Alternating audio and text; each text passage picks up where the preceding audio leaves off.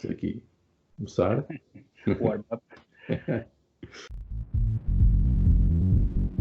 Olá pessoal, eu sou o Miquel Sousa aqui do canal Jogos no Tabuleiro. Hoje vamos fazer mais uma noite de conversa. Para nós é noite porque eu só consigo filmar isto à noite porque as crianças estão a dormir e finalmente posso existir. É o que acontece. E hoje tenho comigo aqui o Francisco Maia. E o Francisco Maia... Está tudo bem contigo? Está tudo fixe, obrigado. O Francisco Maia é aqui um gamer conhecido aqui do hobby em Portugal, conhecido por jogar algum tipo de jogos muito específico, que depois nós vamos falar mais para a frente, e apresentar aqui um bocadinho o Francisco. O Francisco é licenciado em cinema e, pelo que eu sei, pelo que ele me disse, é professor de inglês, mas dedica-se aqui ao hobby com bastante afinco. E vamos tentar criar aqui um diálogo, uma narrativa, e é mesmo sobre narrativas que gostávamos de falar pelo início, porque para alguém que vem da área de cinema, tu deves dominar as narrativas, não? Dominar é uma palavra muito forte, mas vamos dizer que me foco nas narrativas. Pelo menos sempre foi um bocado sempre o meu, não diria que o objetivo, mas a minha tendência foi arrastar-me um bocadinho para as narrativas. Já tínhamos falado noutra altura sobre o meu interesse nos jogos ter aparecido um bocado pelos jogos de roleplay, etc., onde a narrativa é rainha, digamos assim, e isso vem também do que estavas a dizer o meu background em cinema, que guião acabava por ser o que eu mais gostava e onde eu me esforçava mais, digamos assim. Mas sim, mas como eu disse há bocado, dominar é um bocado forte, mas é o meu interesse principal, são as narrativas que os jogos têm. O extrato é difícil para mim. Ok, muito bem. Muito bem. Epá, tenho aqui uma pergunta para começar. Epá, de certeza que alguém já te perguntou isto. Tu não achas que o Will Wheaton é demasiado parecido contigo? Nunca ninguém perguntou isso. Uma pergunta muito interessante. Vou mandar-lhe um tweet a ver o que é que ele acha. Epá, porque a primeira vez que eu te vi na LariaCon, mas vem ali o Will Wheaton, mas será que ele vai à LariaCon? Nunca tinha ouvido isso. Pronto, sou okay. eu. Já tenho cosplay para a próxima LariaCon. Já foi numa hora de muito cansaço minha, provavelmente. Nós na LariaCon fartamos de descansar, não é? Exato. Então, mas vamos começar pelo princípio. No princípio, pronto, a Terra arrefeceu, não é? Depois vieram os dinossauros, mas vamos andar aqui um bocadinho mais para a frente. E então, como é que começou o teu envolvimento aqui mais com os jogos de hobby? Vamos falar dos jogos de hobby. Não tanto dos jogos de criança, mas mais deste tipo de jogos. Curiosamente, eu sei que tu pediste para não falar dos jogos de criança, mas tenho de falar só nisto, que não existem para mim. Eu não joguei nenhum jogo de criança, incluindo Monopólio. Devo ter jogado uma vez na vida, talvez. Não era de todo uma coisa cá em casa, os jogos. Jogos de computador, sim, mas isso é outra história. Mas jogos de tabuleiro, a primeira vez que eu jogo um tabuleiro a sério, já tinha 27 anos, talvez. Sim, não foi uma coisa... Nem já com amigos, história, nem vizinhos, nem nada? Com amigos, nada. Estranho. Curiosamente, porque nasce um bocadinho de um vácuo até para mim, que é, começando um bocadinho pelo princípio, como eu estava a dizer, eu fui introduzido aos jogos de roleplay, porque sempre tive algum interesse nas coisas geek do costume, a fantasia, o Dungeons and Dragons, o Senhor dos Anéis, seja o que for, e então isso levou-me a encontrar o grupo de roleplayers de Lisboa, e joguei um par de vezes e gostava bastante do grupo que lá havia, etc.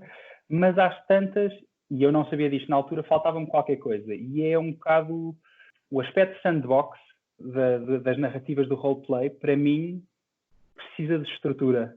E não estou a dizer que precisa enquanto aspecto inerente, para mim especificamente precisa de estrutura. E eu descobri aos poucos que os jogos de tabuleiro é que fazem isso, que é estruturam narrativas. Ao invés de deixarem isso ao cargo dos jogadores.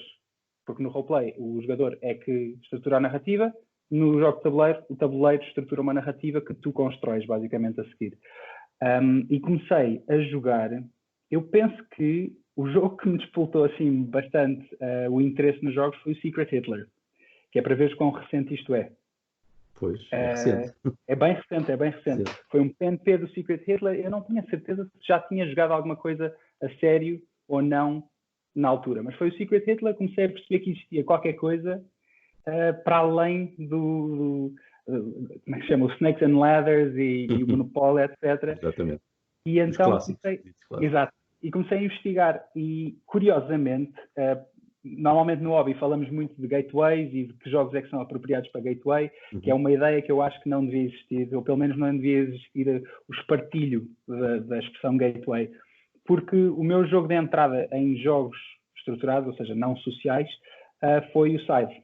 E foi o Scythe pela simples razão que, por causa da capa, aliás, ele está aí atrás de ti com essa capa bonitíssima. Está para ali. Exatamente, bonitíssima. E foi isso, entrei na loja, olhei para os jogos e estava ele a olhar para mim com uma arte que eu não fazia ideia que jogos podiam ter arte.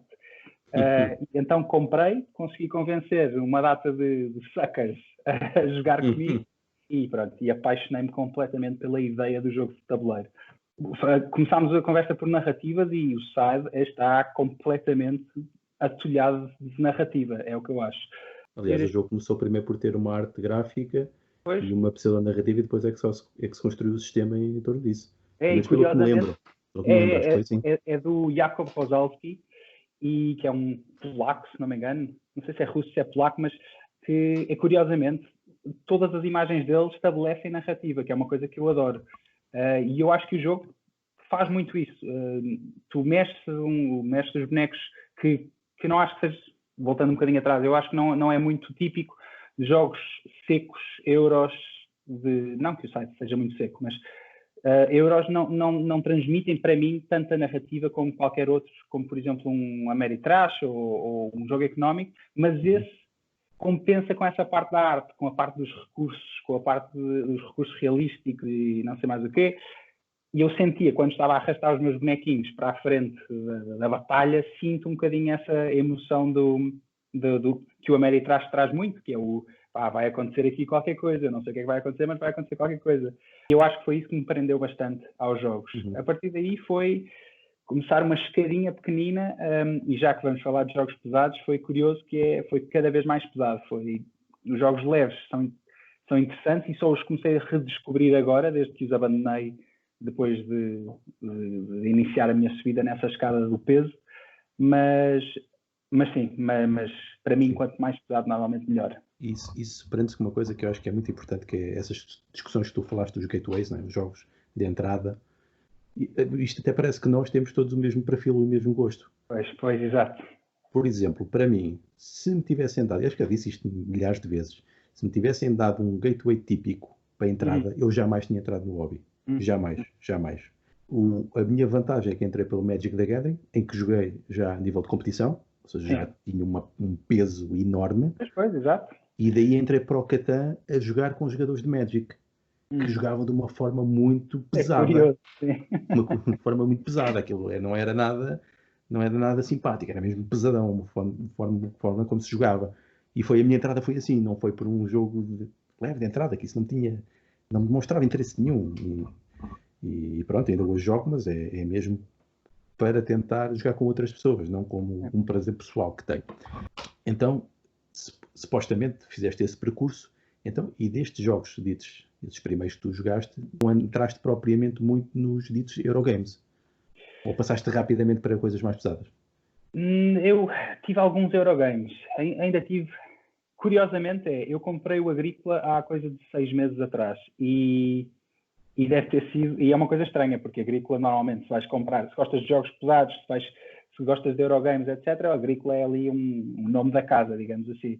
Mas não, o que eu fiz foi muito, porque eu não tinha uma rede social na altura do hobby, digamos assim, eu tinha de ir muito pelas capas, eu não sabia o que era o BGG, eu tinha de ir muito olhar e pensar, sim, este talvez goste porque gosto da capa. E então comprei muitas coisas erradas. Isso é um risco. Mas falando de Shelf of Shame, eu tenho na minha história de jogos muitos jogos que nem sequer abri, mas pronto. Porque a questão foi muito rápido. Eu comprei o site, apaixonei-me, comprei logo 3 jogos e depois joguei outro jogo que me fez perceber, eu não vou gostar destes 3 jogos que comprei. E pronto, então era uma porta giratória de jogos a entrar e a sair na minha coleção, mas que deu para experimentar muita coisa e percebendo o que é que eu gostava. O primeiro nicho que eu me lembro de gostar assim pesado foi o Vital. O primeiro Vital que eu comprei, se não me engano, foi o Lisboa. E a coisa gira do Vital, que eu percebi na altura e que não percebia com outros jogos, mesmo com o Side, que tem alguma coisa disto, era como é que os sistemas podem estar ligados uns aos outros dentro de um jogo. Como é que as coisas podem afetar uma parte do tabuleiro, afeta outra parte do tabuleiro, que afeta outra parte do tabuleiro. Isso depois mais tarde vai levar-me à minha paixoneta pela simulação, mas foi o Lisboa que me fez perceber que gostava de jogos pesados, mais do que qualquer outro jogo. Eu acho que o Vital é exímio em transformar mecânicas em mecanismos de jogo. A mecânica é aquela coisa elementar que muitos jogos têm, usam 3, 4 mecânicas, às vezes até separadas, não é? Como estavas a dizer, mas ele transforma aquilo tudo num mecanismo, de modo a transmitir uma narrativa, e isto realmente é preciso ter mãozinhas para fazer uma coisa destas. É uma coerência inacreditável. Eu hoje em dia já jogo menos os jogos dele porque lá está, porque eu acho que me espartilham um bocadinho, vou usando outra vez a palavra espartilhar, mas espartilham um bocadinho a minha liberdade nos jogos que eu gosto de jogar, mas eu não consigo deixar de admirar o que ele faz com os jogos por causa disso, a maneira elegante como ele faz o tal interlock de sistemas. E a parte estavas agora a falar da narrativa, a parte como ele adapta os temas às mecânicas do jogo é inacreditável. Pouquíssimos jogos que eu conheça consigam fazer isso. Porque têm tudo para ser secos. Os jogos dele têm tudo para ser secos. E não acho que sejam de todo... que é difícil. É difícil de fazer isso. Há poucos como ele. Então já falaste aqui que vamos falar de jogos mais pesados. Então isto é importante, se calhar, voltarmos aqui um bocado pouco atrás e fazermos um pouco da história dos próprios jogos de tabuleiro. Estávamos a falar de Eurogames, não foi por acaso que eu falei de Eurogames, para saber se tinhas passado por aí, porque os Eurogames, apesar de para muitas pessoas serem os jogos de nicho, ou jogos pesados, há quem diga, pensa em jogos pesados, pensa logo em Eurogames, há outro tipo de jogos muito mais pesados que o Eurogame típico, embora o Eurogame possa ser muito pesado, o caso dos jogos do Vital Lacerda. Portanto, podem ser mais simples ou mais pesados, depois dentro do Eurogame há muita variedade. Mas falaste de uma coisa também anteriormente, e isto depois liga-se tudo, que foram os role-playing games. Ou seja, os role-playing games surgiram mais ou menos nos anos 70. E eles surgem como uma espécie de uma divisão dos wargames. E os jogos de guerra são simuladores, no fundo, os primeiros, e agora ainda são. São simuladores e têm muita complexidade para conseguirem fazer aquela simulação toda. Mas, por volta dos anos 70, penso que foi mais ou menos por esta altura, começaram a surgir outro tipo de jogos de hobby, que não são Eurogames, porque os Eurogames aliviaram as mecânicas e aliviaram os sistemas para os tornarem mais acessíveis e jogáveis, mas houve outro nicho de jogos que continuou paralelamente a desenvolver-se. Casos dos 18xx, por exemplo, que é mais ou menos dessa altura, e depois muitos outros. Ou seja, é disso que vamos então tentar falar um pouco mais a fundo neste programa, porque é um tema a qual tu tens dedicado. Qual é que é a tua relação com estes jogos e como é que tu os conheceste? Como é que passaste para estes jogos? Que alguns deles são bastante antigos. Eu não sabia... Bem, há 3 tipos de jogo. Vou falar de dois tipos de jogo que eu gosto bastante em termos de peso, em termos de simulação, em termos de narrativa, que é os 18xx, que estavas a falar, que são grandes simulações económicas de um nicho, não só de um nicho do nosso hobby, mas de um nicho da história, que é a história da ferrovia, normalmente nos Estados Unidos ou em Inglaterra, mas em outros sítios também, e é sobre as pessoas que faziam falcatruas na bolsa financeira da ferrovia. Ou seja, mais nicho é difícil ser. Esse foi o principal. Depois há outro nicho que eu gosto bastante. Eu não sei se lhe podemos chamar nicho, porque é uma editora. É basicamente a Sierra Madre Games e o Phil Eklund que fazem os seus jogos de simulação profunda, ao ponto de alguns deles eu não consegui suportar o quão simulatórios eles são. Mas quando ele começa a transformar isso mais em jogo, aí sim é a minha praia. Como é que eu fui introduzido? Eu acho que aos 18xx, que é agora o grande amor da minha vida, aos 18xx eu nem me lembro bem como é que eu me introduzi nisso. E a razão pela qual eu não me lembro é porque isto, em Portugal pelo menos, tem muito trabalho de proselitismo. Eu tenho de andar a evangelizar 18xx, são poucas pessoas. Por isso eu posso dizer, não sei de onde é que veio, não sei onde é que eu vi 18xx, mas lembro-me como é que começou a minha prática do 18xx, que estava no Abro o Jogo, no fórum, e descobri, porque andava a vaguear à sorte pelo fórum e já conhecia 18xx e descobri que há 10 anos atrás havia um subfórum, um canal de 18xx. E achei curiosíssimo a pensar, mas há gente em Portugal que jogava 18xx, é porque eu tenho procurado e não encontro ninguém que saiba sequer o que é. E então fui ler os nomes que lá estavam no grupo, fui um a um ver se eles estavam no BGG, porque aquilo já tinha 10 anos, não sei o quê, e estavam todos. E então eu comecei a mandar mensagens e eu acho que o único que respondeu foi o Eduardo Conceição, que já jogava aquilo muito nessa altura, e ele achava que na altura, eu mandei-lhe uma mensagem a dizer, olha, vi que tu estavas isso, que tu escrevias no Abre o Jogo e que jogavas 18xx, etc. E queria saber, tipo, tu ainda jogas isso? E o Eduardo disse-me mais tarde, porque agora somos amigos e jogamos isto regularmente, disse-me mais tarde que achava que eu estava a gozar com ele. Porque, pelos vistos, ele tinha o mesmo problema que é. Toda a gente que jogava desapareceu de Portugal, foi tudo para a Bélgica, para não sei onde, e então desapareceram os jogadores todos, agora são todos pais de família assentados noutras partes do mundo, e ele estava contente porque alguém andava à procura de pessoas com quem jogar 18xx.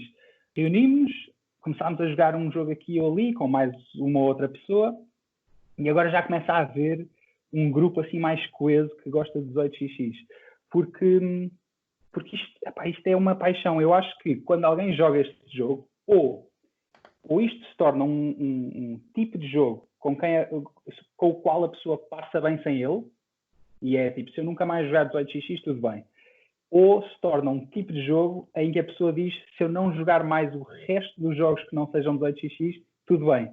Ou seja, eu acho que não há grande espaço para meio termo aqui. É, ou te apaixonas ou te é indiferente. Não sinto que haja uma coisa de, não, gosto e jogo de vez em quando. Porque é um tipo de, é um lifestyle game, digamos assim, como o Go ou o xadrez, ou seja o que for, ou até mais modernos, o Twilight Struggle, por exemplo, que eu acho que é um lifestyle game, e ainda há bocado estavas a falar de Magic, mesma coisa para mim. Exato, tal e qual. E então foi isso, comecei a jogar cada vez mais. Ele, felizmente para mim, era a melhor pessoa que eu podia ter contactado, porque tem uma coleção de 18xx que nunca mais acaba, e estes jogos são carotes. Estavas a dizer que jogaste Magic, sabes o que é a dor de estar ali a afundar dinheiro em jogos. Mas pronto. A outra vertente, a vertente mais Pax Renaissance e os Sierra Madres, eu acho que apareceu um bocadinho da temática. O Pax Renaissance tem uma coisa, depois podemos falar mais se quiseres, mas tem uma coisa muito em particular que me fez apaixonar pelo jogo em si, que é o meu jogo preferido de sempre, e é as peças que estão no tabuleiro não são de ninguém. Elas têm corzinhas, etc., mas não são de ninguém. E isso para mim é absolutamente fascinante, e agora já conheço melhor e continua com o mesmo fascínio. Mas foi isso que me fez ficar atraído a isto. Eu lembro-me de estar no Reddit a ler sobre o Pax Renaissance e alguém dizer: os livros de regras são impossíveis de ler, complicadíssimo o jogo, o peso é demais, e isso pareceu-me quase um desafio pessoal daquele estranho a mim para desinvestilhar aquele livro de regras. É um jogo particularmente difícil de arranjar, agora aconteceu o Kickstarter, como sabes, portanto ainda bem que isto vai tornar-se como... Exatamente. Mas como o Pax Pamir vai ser mais fácil de encontrar pessoas com quem jogar isto, felizmente, mas na altura eu tive uma sorte do caraças que foi numa loja espanhola qualquer. Estava esgotada em todo lado e de repente numa loja tinha uma cópia e eu mandava ir aquilo rápido. E pronto, e a partir daí foram esses os dois primeiros, foi o 1830 e foi o Pax Renaissance, que me iniciaram neste modo de esquece todos os outros jogos, agora isto é a tua vida, basicamente. Eu não tenho assim nunca joguei 18xx, tenho curiosidade. Aliás, até tinha desafiado para jogarmos na Leiria Con. Se calhar para o ano, olha, vamos ver se dá. Embora seja sempre irrealista, porque depois nunca tenho tempo para fazer nada lá. Mas Pax só joguei também uma vez. Pax Porfiriana. Achaste uma experiência tremida? Não foi isso. Eu na altura joguei com o Jorge Guedes, que levou o jogo. Grande fã de Porfiriana, sim. Exatamente, ele trouxe aquilo e arranjou um grupo. Eu estava completamente às aranhas. Trouxe uns bigodes também para nós pormos e jogarmos. Foi uma coisa hilariante. Ali já de madrugada no sábado, na Leiria Quanto, foi também hilariante por isso. Eu fiquei fascinado com o jogo. Achei estranho, aquilo tudo muito esquisito, não é? Nada polido. mas Sim. achei o jogo, achei que era um tipo de jogos que valia a pena jogar algumas vezes por ano. Hum, Não para dar sempre a jogar, mas que é fascinante. Eu tenho alguns jogos desse tipo, que depois não encaixam bem naquilo que eu jogo regularmente, mas que eu gosto de jogar de hum. vez em quando, pela experiência que produz. E aquele Pax entrou nisso, e daí tenho vontade de experimentar os próximos, porque tenho a certeza que vão ser experiências interessantes, mesmo que não seja para andar sempre a jogar. Mas agora o problema disto, e acabaste por responder um pouco deste tipo de jogos mais pesados, porque realmente podem ser mesmo muito pesados, tanto pelo tempo como pela complexidade, para explicar, para compreender, para jogar de modo eficiente, é ter um grupo para jogar estes jogos. Problema número um. Como é que tu Problema tens número um. solucionado isso? É a tal evangelização que eu estava a dizer. Não esperes que chegue um grupo que se adapta às tuas necessidades, tens de ir atrás dele. Foi a dificuldade número um e também um bocado o prazer número um. Eu, que foi chegar a um sítio onde o pessoal jogava euros pesados, ainda joga muitos euros pesados, gosta muito do jogo novo. Se chega a Essen, vêm logo jogos novos, uma fornada nova, e isso desfavorece muito este tipo de jogos que precisa, como me disseste, de jogar e jogar e jogar até começar a entrar mesmo no jogo. Portanto, a minha única hipótese era evangelizar. É trazer o jogo, perguntar quem é que quer jogar.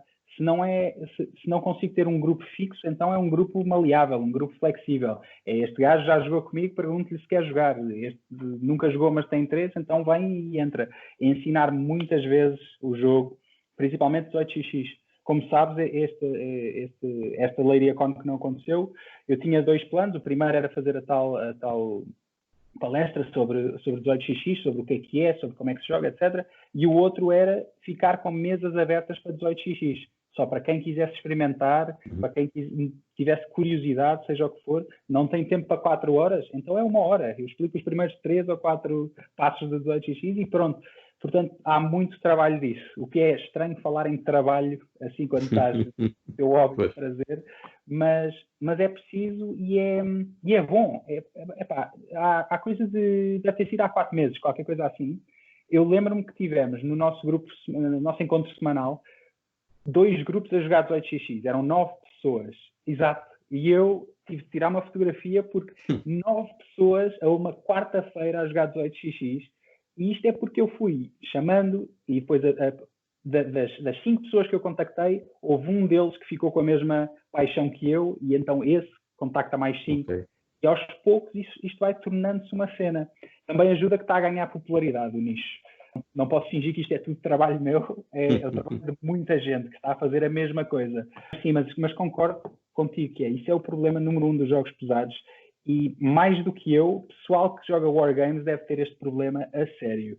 Também, que é, se tu não conheces pessoas que jogam Wargames, introduzir gente nova, é sempre bem complicado. Mais complicado. Costumas jogar onde? Nos encontros dos Board Gamers de Lisboa, é isso? Sim, exatamente. 18xx é preciso saber qual é que podes jogar, porque se for com pessoas novas, tens de saber se o jogo acaba em falência ou se vai durar 8 horas. Portanto, eu não, se eu estivesse a falar com gente que vai jogar sozinha, 4 gajos vão jogar sozinhos e vão experimentar jogar num semanal um 18xx, eu diria que é uma má ideia. Mas com alguém que sabe quais é que são os títulos de 18xx, que acabam rápido, que acabam em falência, que são fáceis de decidir, porque isso é outra coisa, tu podes decidir a meio, tipo, já percebemos quem é que vai ganhar, então acaba aqui o jogo, pronto. Okay. E é uma coisa que há bocado estávamos a falar disto de ser um lifestyle game, e essas regras não escritas vêm muito com esse lifestyle, que é até, eu acabei de lhe chamar de regras não escritas, mas sei que em alguns livros de regras diz isso, que é o jogo acaba de 3 formas. Quando o banco, quando há mais dinheiro no jogo, quando acontece X, ou quando os jogadores perceberem que está alguém à frente e é impossível de ganhar a esse jogador. Pronto, e é o que acontece, é o que nós chamamos o call, que é o Pedro vai ganhar, então pronto, acabamos aqui, está ganho. Parece bem. Depois são aquelas normas ou regras de etiqueta que estão associadas um pouco a estes jogos, né? É como aquela regra de que às vezes quem entra no hobby não sabe, que é, se tu vais jogar um jogo, vais jogar até ao fim. Não vais abandonar a meio o jogo. Não é como um jogo digital que tu desligas e vais-te embora, não. Porque é uma falta de respeito para quem está a jogar contigo. Eu já perdi, não faz mal. É daquelas, há outras, mas esta é uma das que às vezes parece tão óbvia, mas não é muito óbvia para algumas pessoas. No entanto, já falámos aqui mais ou menos o que é que são os 18xx, mas queres resumir assim num minuto o que é um 18xx? Sim, devia ter feito isso no princípio, não é? Mas, bem, o 18xx é um jogo que é dividido em duas partes. A primeira é tile laying, que é tão simples quanto isso. Nós temos várias bases que são as estações das empresas ferroviárias e depois essas empresas vão expandir-se e começar a fazer uma rede é o que é basicamente o pick up and deliver no hobby. E elas fazem essa rede aos poucos. A segunda parte, que é a parte que algumas pessoas acham a parte mais interessante, outras acham a primeira, é o investimento financeiro nessas companhias. Portanto, tu tens uma coisa que se chama o stock round, em que podes comprar ações nas companhias e investir nessas companhias, e depois tens uma segunda parte que é o operating round, que é quando essas companhias operam, expandem, constroem novas estações, operam os seus comboios para receberem dividendos, etc. E depois pagam a todos os shareholders, que posso ser eu. O shareholder tem 60% da companhia, o António tem 20%, o Pedro tem 30%, e pronto, e aquilo dá o respectivo dinheiro a cada um deles. Onde é que isto começa a ficar interessante? Há duas ou três regras, uma delas que eu acho absolutamente fascinante e não sei como é que não há mais jogos a copiarem isto, quer sejam simulações ou não, que é o que nós chamamos o rush, que é, à medida que as empresas compram tecnologia mais avançada, que é os anos a avançarem, tu tens o comboio A, que corre X estações, depois tens o comboio que corre X mais 2, e isso vai avançando. Só que, quando tu compras o comboio C, todos os comboios A deixam de funcionar, saem do jogo. E se tu só tens comboios A, a tua empresa fica sem nada. E tu não consegues correr, a tua empresa não consegues pôr a funcionar. O segundo passo a seguir a isso é, isto pode ser mau ou pode ser absolutamente fantástico. Porque se eu sou o majority shareholder, se eu tenho a maior parte das ações nessa empresa e alguém me destruiu os comboios, que posso ter sido eu a destruir os meus próprios comboios, eu posso, se as condições forem propícias, vender todas as minhas ações e largar a empresa que está no chão a outra pessoa. Basicamente passo-a para outra pessoa e agora eles que lidem aí com os problemas da empresa sem dinheiro e sem comboios. Esse avançar constante do jogo, que eu não encontrei mais jogo nenhum, em que tu estás ou a fugir de uma bancarrota ou a ir a todo o gás tentar causar essa bancarrota. No final do jogo, normalmente cada 18xx tem um banco limitado, 7.000 libras ou 12.000 dólares, seja o que for. O 18xx acaba normalmente uma de duas formas. Ou não há mais dinheiro no banco, porque foi distribuído pelas empresas e pelos jogadores, e aí acaba o jogo, conta-se o dinheiro, quem tiver mais dinheiro ganha, incluindo o valor das ações que eu tenho no meu portfólio. Ou há uma bancarrota. Isto não é para todos os jogos, mas normalmente, se houver uma bancarrota, então o jogo acaba e faz-se a mesma coisa. Conta-se o dinheiro e o portfólio. É um jogo para duros, digamos assim, porque tu estás a jogar 4 horas e de repente começares a perceber que já perdeste para aí há 1 hora atrás, só que ainda não se tinhas apercebido disso. É duro, é duro. As primeiras vezes que eu fui à bancarrota foi tipo, mas o jogo é isto. E de repente vou para casa e começo a pensar, o jogo é isto. E começo a tentar perceber como é que eu vou fazer aquilo a outro jogador. E aí é que já está, o bicho já pegou nessa altura. Pois, não tem aqueles sistemas de suavização que os Eurogames têm para nivelar e para que os jogadores apanhem os outros e para estarem sempre no jogo, não tem... Lá está, é outro tipo de design, que é para um público mais específico que vai apreciar isso. Acho que ficamos aqui com uma ideia de que é que são os 18xx, mas existem muitos tipos de jogos assim ditos mais pesados. Falaste também dos PAX, da Sierra Madre, mas existe também outra editora que eu sei que tu também costumas referir várias vezes, porque tens também um blog onde fazes algumas reviews sobre jogos, reviews escritas, e também partilhas no Instagram. Uma das editoras que tu costumas falar também é a Splotter. O que é que tu me tens a dizer da Splotter? Eu acho que é uma editora muito particular. A Splotter é um unicórnio, digamos assim. A Splotter é um unicórnio neste hobby. com todos os aspectos positivos e negativos que isso traz. Para mim, os negativos não são muito importantes, mas sei que há muita gente que se importa com isso. Então, para quem não conhece, a Splotter são 2 pessoas que trabalham na Holanda e que vendem jogos altamente económicos por preços muito altos. Temos de ser sinceros, muito altos os preços deles. Muito altos. A razão para isso ou pelo menos a razão que eles dão, é que os jogos são produzidos na Europa. Não vêm da China, não vêm de outro país qualquer, supostamente são mesmo ou na Alemanha ou na Holanda, já não tenho a certeza. São feitos por eles com muito afinco ao longo de anos, aquilo é um hobby para eles, o desenho de jogos não é uma profissão, e então é aos fins de semana que eles se juntam para desenhar o jogo e depois produzem na Europa, e eles dizem que tudo isso acumula ali um encargo financeiro que eles precisam de aliviar com o preço dos jogos. Eu percebo, tudo bem. O que eu sinto é que cada vez que pago por um jogo da Splotter, o meu dinheiro foi muito bem emprego. Foi o que eu senti até hoje, portanto não tenho qualquer razão de queixa. O que é que eles são? Eles são jogos de dois fãs de 18xx, que eu só descobri isto mais tarde, mas faz sentido. Dois fãs de 18xx que tentaram encontrar um meio termo entre o euro, ou pelo menos a forma europeia de pensar em jogos, e este faroeste dos jogos económicos. São absolutamente fenomenais. E já toda a gente ouviu falar do Food Chain, eu penso que esse seja o mais famoso dele. Agora tens o Roads and Boats, e é curioso ver como, e eu não tinha a noção disto quando comecei a jogar Splotters, eles têm todos certos pontos que se tocam uns nos outros, e um deles é a logística. A maior parte deles tem exatamente a mesma logística de shipping, tens de ir do ponto A ao ponto B, para ver se consegues tirar o dinheiro aos outros jogadores. O Indonésia faz isso, o Food Chain faz isso, o Zimbábue faz isso, o Roads and Boats faz isso. Depois ficam cada um na sua ponta do espectro, digamos assim.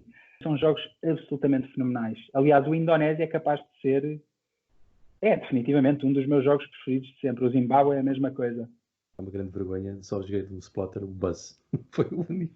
O Buzz comprei-o há 3 dias, qualquer coisa assim, na loja da Spiel.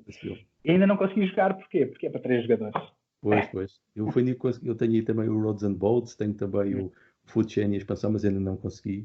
Só consegui jogar ainda. Tinha esperança de jogar contigo também na Leiria Con.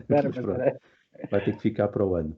Mas como eu te invejo, ainda vais jogar pela primeira vez esses jogos, que é um espetáculo. Estou a aguardar, porque sei que aquilo realmente vai ser especial quando se jogar.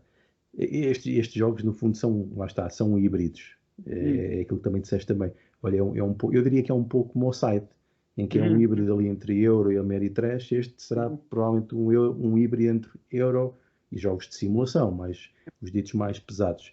Eu lembro-me de ter visto no podcast, no Ludology, uma entrevista que, para mim, é um dos melhores podcasts que existem sobre hobby. Dos melhores, de longe, anos-luz de tudo, o resto. Tenho pena que não hajam mais como o Ludology. Pois, é mesmo o único. Tudo o resto está noutro campeonato. É tudo muito diferente. Até porque, se calhar, todas as pessoas que eram capazes de fazer aquele tipo de coisa estão lá, portanto, não poderiam estar no outro lado. Acaba por ser um pouco assim. Lembro-me que um dos autores, não sei qual deles é que era, dos dois, estava a dizer que eles propositadamente não colocavam catch-up mechanics no jogo deles. Ou seja, para os jogadores sentirem que todas as decisões que tomam ao longo do jogo, mesmo que seja a primeira, e eu lembro-me uma vez de uma pessoa aqui de Leiria que começou a jogar Food Chain Magnet, fez a primeira jogada e disse logo: eu vou-me embora se não pudermos começar outra vez, que eu já fiz a geneira para o jogo todo. É literalmente isso. Eu estou a ficar com arrepios. Estou a ficar com arrepios porque isso é fenomenal. Food Chain, que estás a dizer, há quem não goste que seja scripted, mas no Food Chain, se tu não fazes uma de 3 entradas no primeiro turno, acabou o jogo. Perdeste o jogo, se não fizeste uma dessas 3. E é isso que estás a dizer. Cada jogada... Tu já chegaste a jogar o Food Chain? Não. Tem que começar. Mas aquilo que me desperta mais interesse da Splotter é o Antiquity. Sim. E assim, aquilo que eu tenho mais fascínio. Tenho que o comprar, ainda não tenho, porque é como disseste, aquilo é muito caro. É muito caro comprar uma coisa destas.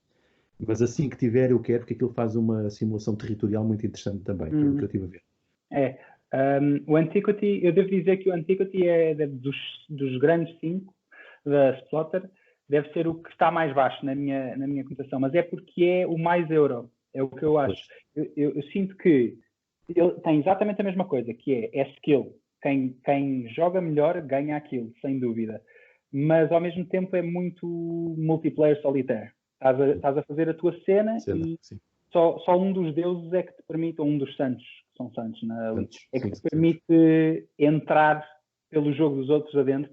E aos poucos, isto também é outra coisa que eu não gosto de admitir, eu gosto de admitir isto, que é, eu gosto de jogos destrutivos. Eu gosto de destruir o jogo dos outros. Não é take that, não é nada disso. Não é jogar uma carta e a carta arrebenta-te com o jogo todo. Não, é estar a trabalhar para destruir o valor do jogo dos outros. E Splotter faz isso às padadas. E esse senti que é um bocadinho... Eu gosto do jogo, atenção, eu não estou a dizer mal do jogo porque eu gosto bastante do Antiquity. Mas eu sinto que é... Estás a construir uma coisa decente ou não? Mas é muito difícil de construir uma coisa decente. É como se fosse Uwe Rosenberg, como é que ele se chama? É o Uwe Rosenberg, é do Agrícola, etc. Em esteroides, basicamente.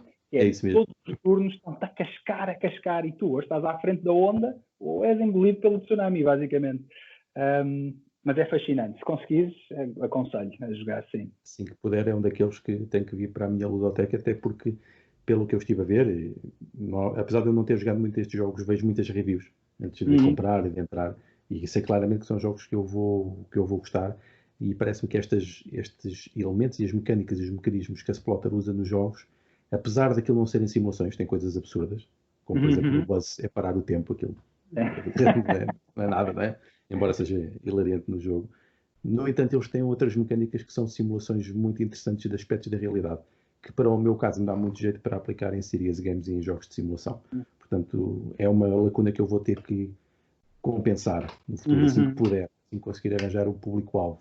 Aqui em Leiria nós já temos condições para fazer isso, e é como tu disseste, isto foi todo um processo de evangelização, especialmente aqui no nosso grupo de Leiria, que havia a Spiel Portugal, que faziam as coisas num ambiente assim um pouco mais restrito, embora faziam encontros mensais de vez em quando, e nós que os board gamers de Leiria conseguimos abrir um pouco mais o espectro para ter mais pessoas. Mas pronto, para já não conseguimos jogar em conjunto, portanto isto vai ter tudo que aguardar até estarmos de novo em conjunto, e de certeza que esses jogos vão à mesa. Já falámos de 18xx, já falámos de Splotter. Não sei se queres dizer mais alguma coisa de Splotter. Estavas a falar, só uma coisinha, que estavas a falar de não serem tão propriamente simulações como outros jogos que não para aí, e eu concordo plenamente, não são propriamente simulações, fora talvez o Indonésia é o que se aproxima mais, mas uma das coisas que eu gosto, e eu acho que também tocaste um bocadinho nisso, é que são simulações de uma coisa, que é o equilíbrio de Nash. O matemático da Nash sobre o equilíbrio do jogo económico, eu acho que exploram perfeitamente isso, que é, se eu ganhei alguma coisa no jogo, alguém perdeu isso. E isso é que é a parte fascinante dos Splotters para mim, e de todos os económicos, mas os Splotters mostram-te isso muito bem, que é, se eu no food chain ganhei 2 hambúrgueres que produzi, é porque alguém perdeu esse valor a algures. Não é porque a mesa me deu esses pontos, é porque eu os tirei a outra pessoa qualquer. Isso é absolutamente fascinante. Jogos de soma zero. Sim. Jogos de soma zero, que é uma coisa que os cooperativos vêm mudar um pouco. Num cooperativo tu consegues ter um jogo que não é de soma zero, e num semi-cooperativo. Que é uma coisa interessante. E isso é um mérito que se tem que dar aos Eurogames. Conseguiram criar esses jogos diferentes que vão além da soma zero e que podem ser úteis, principalmente quando queremos simular muita coisa. Por exemplo, eu uso essas mecânicas para simular processos colaborativos, de planeamento e coisas do género. Isso é extremamente útil. No entanto, é como dizias, quem procura uma simulação económica do modelo vigente, embora exista a teoria dos bens comuns, também é um modelo económico, vai claramente para os jogos que são de soma zero. E assim que alguém tem que ganhar para alguém ter... para alguém ganhar, alguém vai ter que perder alguma coisa. No final, aquilo tem que dar zero, o sistema tem que estar em equilíbrio. Então, podemos entrar, se calhar, nos paxes. Ou ainda queres falar de algum subtipo? Porque há mais subtipos, antes de entrarmos nos paxes. Dos que já falámos, há mais subtipos, definitivamente. Eu estou a ver ali um atrás, que é o Irish Gauge, em que tu tens mais ou menos 3 níveis no... Aliás, estou a ver 2. O Age of Steam também. Tens 3 níveis nos jogos de comboios, em que tens os 18xx como uma simulação mais aproximada do modelo económico da ferrovia no século XIX, e depois tens o Age of Steam. Eu nunca joguei Age of Steam, eu sou do outro lado da mesa, que é o Steam é outra versão do Age of Steam, digamos assim. Mais streamlined. Sim. Ainda ontem tive uma conferência em que partilhei um artigo em que eu coloquei alunos de engenharia civil a jogar uma versão alterada de Steam. Para planear e para lhes ensinar logística e a noção do caminho mais curto e de rede. Portanto, é um jogo poderosíssimo para ensinar. Mas este Age of Steam ainda não joguei. Tiveram alguma dificuldade. É uma das conclusões. É um jogo difícil. Eu depois já fiz outro teste, outra simulação, já com uma turma de MBA, em que reduzi um pouco mais a complexidade do jogo e entraram melhor e perceberam melhor. Portanto, percebe-se estes ensinamentos de que, especialmente para quem queira usar este tipo de jogos Para efeitos de simulação, a complexidade do jogo é muito importante e ter alguém para acompanhar. Isto, lá está, por isso é que desenhar um jogo e aplicar um jogo tem muito que se diga, tem muito de teste e tem muito de experiência e de compreender os utilizadores. Isto não é só atirar com uma simulação para cima das pessoas que ela vai funcionar. Pode ter o efeito exatamente contrário. Portanto, é uma coisa que tem bastante que se lhe diga. Mas sim, o Age of Steam nunca joguei, ainda está aqui para ser experimentado. É o irmãozinho mais novo aí das redes de logística ferroviárias. E depois tens uma coisa interessante que é o Irish Gauge, que é muito mais leve, mas muito mais leve do que os outros que já falámos. Representa a parte financeira mais do que representa a parte logística de encontrar rotas, etc. Representa a parte de investir no sítio certo, no momento certo. Tanto esse como um que é conhecidíssimo, Chicago Express, são jogos muito interessantes. Eu gosto de ver as pessoas a descobrirem aquele momento de ahá que as pessoas têm quando percebem que se eu puser esta share a leilão, quer eu fique com ela ou não, o preço desta companhia foi diluído. São momentos de elucidação financeira, digamos assim, que eu adoro ver, adoro tê-los para mim, como é óbvio, e adoro ver nas outras pessoas também esse momento em que se apaixonam pelos truques económicos destes jogos. Sim, são os subnichos, digamos assim, são os Winsome, com o Irish Gauge e com o Chicago Express. Depois tens o Age of Steam, que é um bocadinho o seu próprio nicho, com os bilhões de mapas que há para o Age of Steam. E depois tens os 18xx lá em cima. Mas podemos passar para os PAX, se quiseres. Vamos lá. Explicar o que é um PAX. Explica mais ou menos o que é um PAX. Assim ficamos com a estrutura toda feita. Então, PAX, curiosamente, poderíamos falar dos PAX como se fossem um nicho, mas a verdade é que eles vêm, todos os PAX vêm de 3 autores, que é Phil Eklund, o filho dele, que é o Matt Eklund, e depois um dos PAX vem do Cole Wehrle, que republicou o PAX Pamir o ano passado. Um PAX, eu se não me engano, eu penso que eles chamaram aos jogos PAX por causa aquele ditado romano, em latim, que era o Vedes pace para bellum, acho que é assim, que é se queres paz, prepara-te para a guerra. Eu sinto que estes PACs são isso, que é quão frágil é a ideia de paz.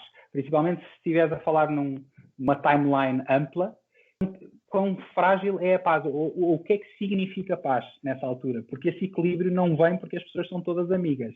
E então, de onde é que vem esse equilíbrio? E é aí que o PAX entra, que é esse equilíbrio vem de todas as forças estarem a fazer exatamente a mesma pressão umas contra as outras. E quando alguma coisa se desequilibra, tens conflito.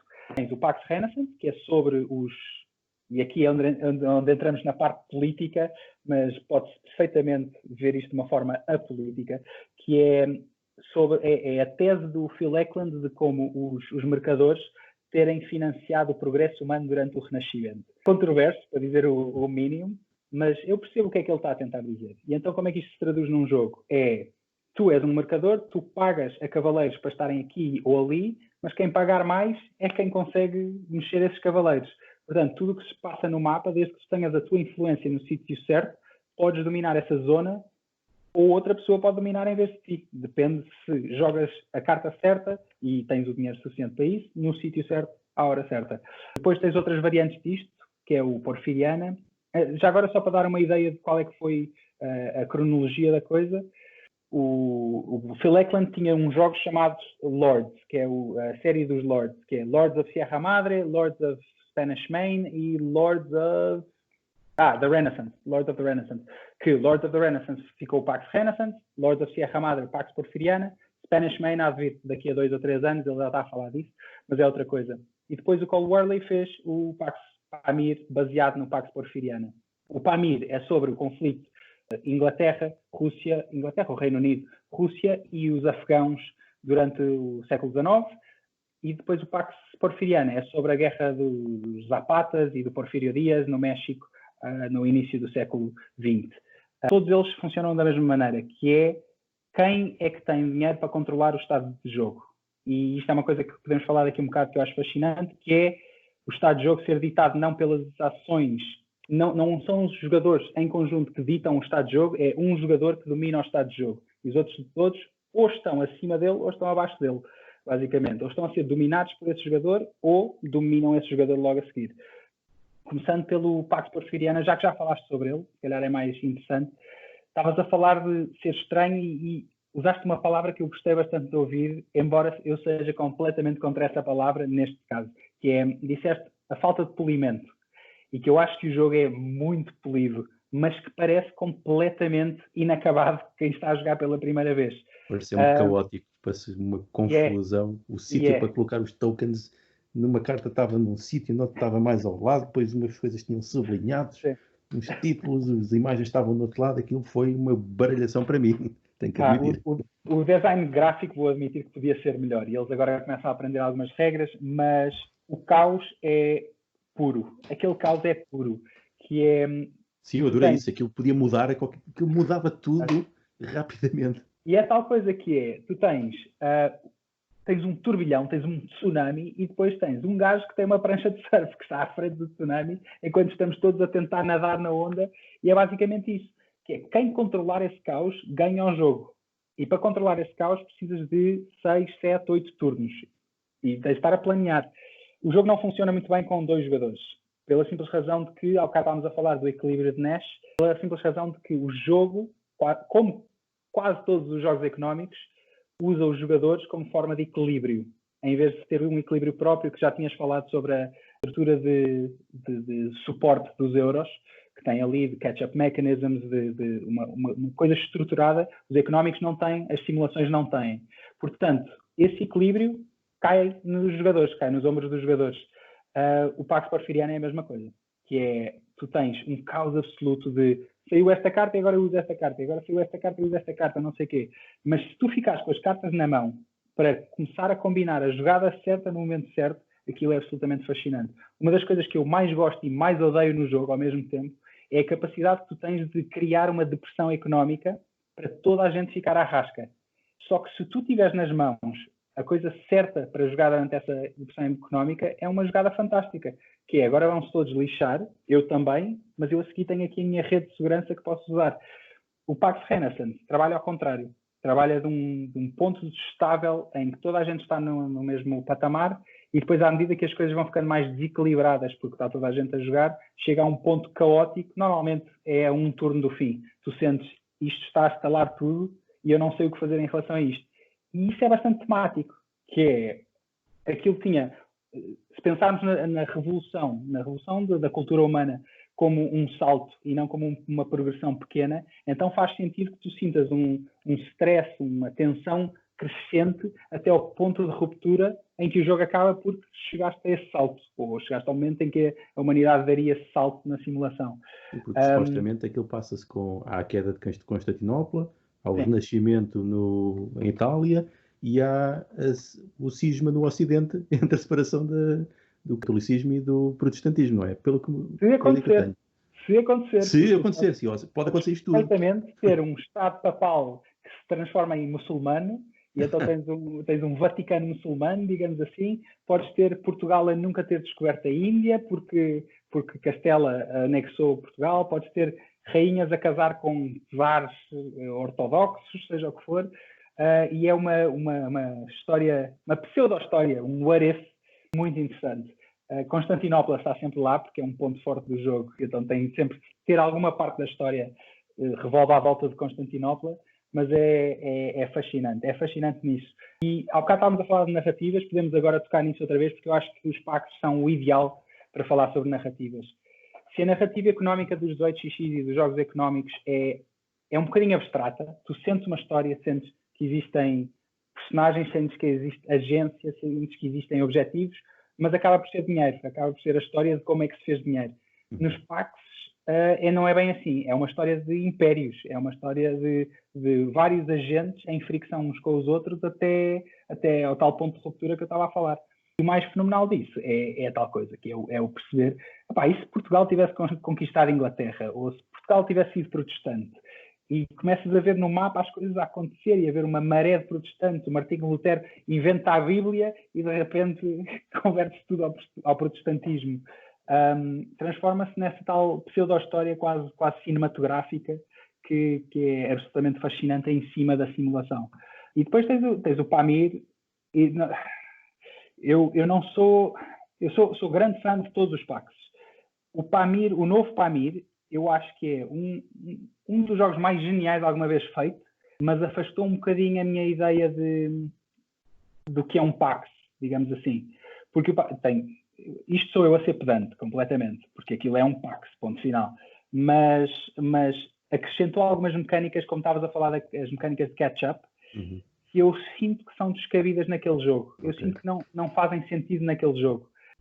É muito mais acessível. Qualquer pessoa hoje em dia senta-se à mesa com um Pax Pamir 2 e consegue aprender o jogo. Eu nem diria que é muito pesado, é peso médio pesado. Mas eu sinto que, ao mesmo tempo, perdeu uma das maiores qualidades do Pax, que é tu podes estar a planear nas sombras no Pax. Tu podes estar a não ganhar durante 20 turnos porque estavas a planear qualquer coisa. E quando o momento é certo, bates aquela carta e toda a gente fica a olhar para a tua carta porque deste a volta ao hemisfério inteiro e ganhaste o jogo de aço-capa, digamos assim. Agora faço-te uma pergunta, que é: qual é que é o teu interesse nestes packs? Porque eu sei que tu és interessado nestes packs e é o aspecto de simulação que te interessa ou é o aspecto histórico? É o quê? É um pouco tudo. Acima de tudo, a experiência que o jogo gera. Porque foi uma coisa que tínhamos falado também já, enquanto não estávamos ainda a filmar, é o facto de com os Eurogames nós conseguimos reduzir a complexidade dos jogos, remover aquelas exceçõezinhas, aquilo que dá o fiddly ao jogo, não é? Aquela exceção que às vezes é difícil de apanhar e reduz ao fim e ao cabo, torna o modelo mais simples, porque é uma coisa que nós usamos na modelação, tentamos criar modelos simples para conseguirmos trabalhar com eles, e por isso é que eles não representam a realidade tal como ela é, porque seria impraticável trabalhá-los, e é isso que eu vejo no Eurogame. Coisas que eu vejo da área de engenharia. Eu, quando me lembro de todos os cálculos e as coisas que me ensinaram sobre criação de modelos, eu lembro-me de um euro. Porque aquilo não é a realidade, mas serve para nós desenharmos qualquer coisa. Claro. No entanto, ao se ter-se partido dos wargames originais e dos role-playing games, mas especialmente dos wargames, queriam simular aquelas coisas todas, tipo o vento e as tempestades de areia e a umidade, e se as máquinas funcionavam ou não, e se tinha combustível, e se há uma revolta, essas coisas todas, que depois é uma confusão até tornar isto operacional do ponto de vista do jogo analógico, com as pecinhas todas.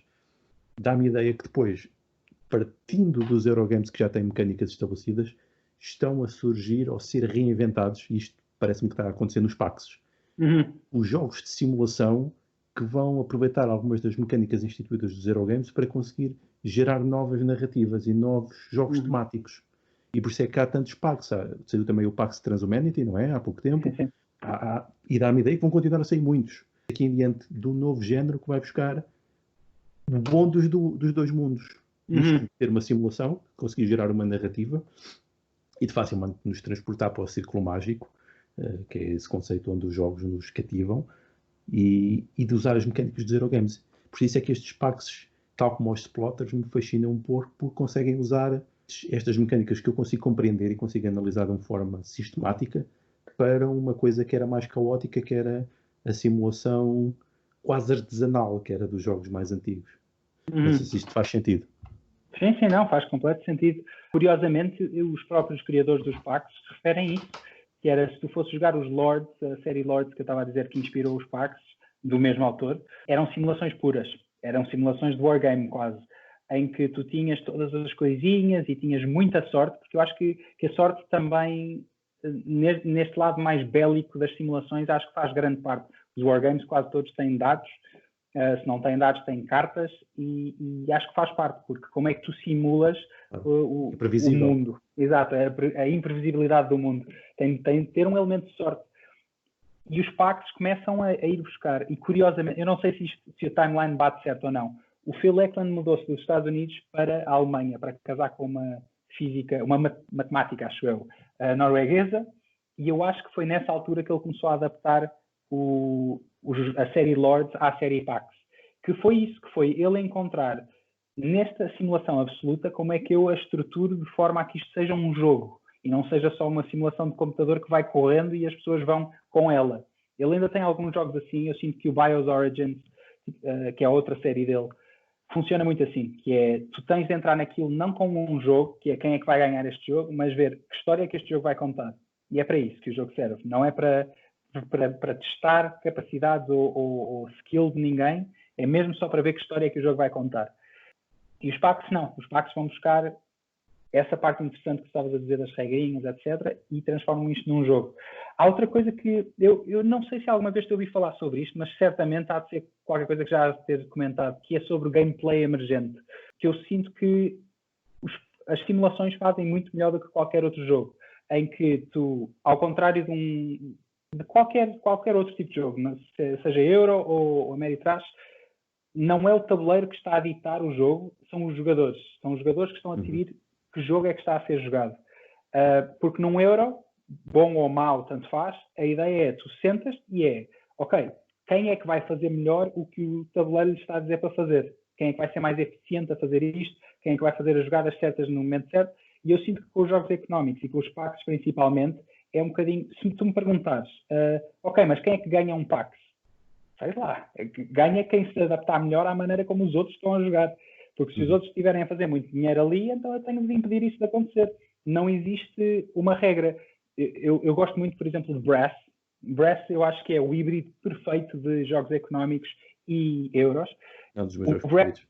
É um jogo fenomenal. Mas não é um mas, é um i. Eu acho que o Brass é um bom exemplo dessa ideia que eu estava a dizer. Tu tens o Brass com todas as suas logísticas, com todo o seu flow económico, de certas coisas valem mais, certas localizações valem mais dinheiro, não no próprio jogo, mas mediante o que os jogadores estão a jogar. No Brass Birmingham é uma boa localização, porque está cheia de coisas à volta. Mas se ninguém jogar lá cartas, então não serve de nada, porque não te vai dar pontos. Portanto, isso é a parte económica. Depois tens a parte do gameplay não emergente, para mim, que é tudo o resto, que é, tu já sabes que existem certas estratégias que vão ser melhores do que outras. Eu acho que no Birmingham se chama a estratégia BRIC, ou qualquer coisa assim, que é o Beer, já não me lembro.